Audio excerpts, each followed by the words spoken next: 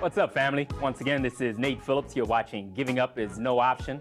As you know, our philosophy, I say it all the time, in order to achieve, you have to believe and never deceive the capability of any possibility, for versatility is the best ability. It's not to change who you are, but to add on who you want to become.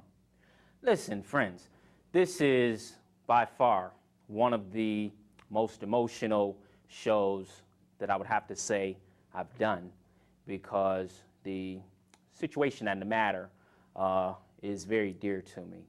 I had an opportunity to meet a gentleman who shared a story with me that touched me so strong, because I could see myself, I hope I would never, let me change that, see myself in that position, but it was a compelling story. As you know, I shared with you about my little girl, Amani, who I always tell you is my 7-year-old supervisor. And I love to watch her grow and learn. I feel like I'm going through the process with her. But I had an opportunity to meet a gentleman a few weeks ago, or just about a week ago, named Chris Jerry. And Chris shared with me a story about his daughter, Emily. I'm not sure if you heard, but there's a law now called the Emily Law. And it's a serious, serious situation. And I was able to talk this gentleman into coming in and sharing with us his story. But not only that, how he took it into his own hands to understand that giving up is no option, and took it a step further than that. I would like to introduce you to Chris Jerry. How are you doing today, Chris? I'm doing great. Chris, I want to thank you very, very much for coming on set with us today and sharing your story and everything. Chris, tell us about yourself. Tell us a little bit about yourself. Well, I am very much a family-oriented person. My children mean the world to me. And my former career, I retired a few years ago from medical imaging. I used to do international business development. I used to travel around the globe. I used to work with companies, you may have heard of them, companies like Siemens Medical Systems in Germany, Philips Medical Systems in the Netherlands, so on and so forth. Okay.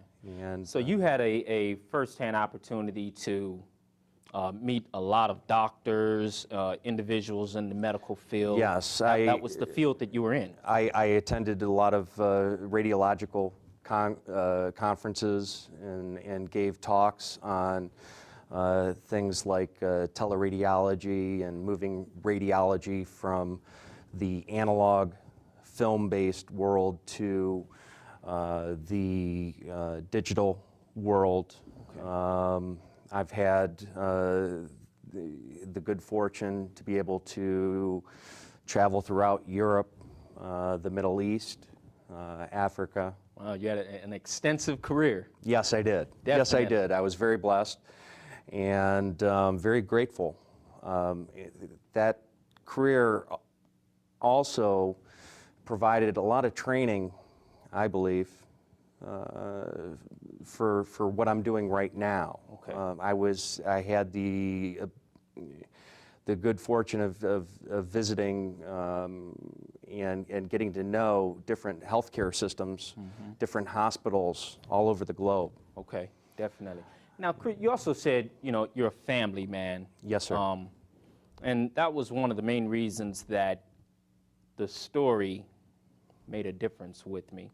I'm a family man. I love my kids. I have two that are in college now, and then I have my youngest, Amani, who's in 2nd grade now, and I feel like I'm in 2nd grade again, and it's a wonderful experience. What did that mean to you? What does that mean to you, being a father and being a real family man? I truly, it just, children give me a lot of faith in God. Definitely. I truly believe that every child that's born into this world is truly a miracle. Yes. And they all deserve to be treated as such. And that God wants us to look out for one another's children. And that being said, I view, what happened to my daughter as being a horrible, horrible, senseless tragedy. But I truly believe that God doesn't mean for these things to happen. But horrible tragedies do occur every day. Definitely. Now, Chris, And to go in a little more depth about that, if you can, sure. share with us what happened to Emily. I saw pictures of her on your website, Right. and it made this situation and the interview with you Right. a little bit more emotional. Right. I mean, the beautiful, Jesus. vibrant spirit. You can just She's just a tell little angel. in the look of her eyes. Yes. What happened to our little Emily? Emily was, I have other children, Nathaniel Collin Yes. and Catherine Elizabeth. I say that's a great name. Yes, yes, Nate. they are. Wonderful names. Yes. And they're wonderful children. But Emily was special. Yes. Emily was special in the sense that she's like no other child I've ever met. From the moment she was born, she was always full of giggles, always laughing, always making other people laugh. Always, she always seemed to have an old soul, if you know what I mean. Definitely. Oh, I know. My daughter does too. And just, I'm convinced that, she came into this world for a reason. And, I also believe that God gave me my big mouth and goofy personality for a reason. Definitely. And all that being said, again, I truly believe, just like with my foundation's logo, with the likeness of Emily, she's my guardian angel. Definitely. Now, Emily had cancer. Yes, sir.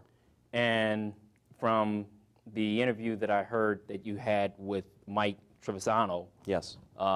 she had a tumor the size of a grapefruit. Yes, in her abdomen. In her abdomen. You never would have been able to tell. She was a very vibrant, very healthy little girl. Loved playing with her brother and sister. Yeah. And very, very active. But occasionally she would wince in pain, grab her side. And I started to become very, very concerned with that. And we took her in to be imaged and have her run through the MRI. And that's when they discovered the tumor. Wow.